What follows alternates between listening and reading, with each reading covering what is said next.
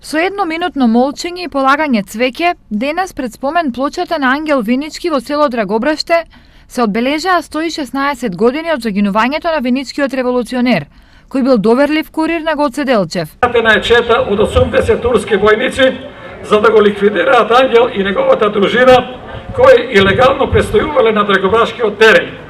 Турската чета го заобиколила Драгобрашкиот терен и многу предпазливо пребарувале.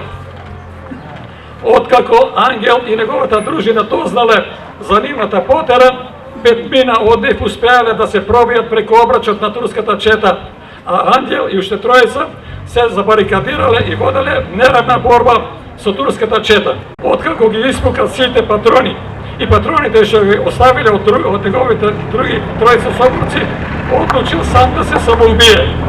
Ангел, за да не остави нешто за трофеј на турската чета, ги скршил пушките и револверите, ги скршил камите и часовниците, ги расфрлил парите што ги имале, се расоблекол, седнал на земјата и една скршена кама си забудел во срцето. На одбележувањето беа присутни представници од Сдруженијата на борци од Виница, Кочани и Штип, како и Сдруженијата на пензионери, представници од училиштата и градоначалникот на Виница Ивица Димитров.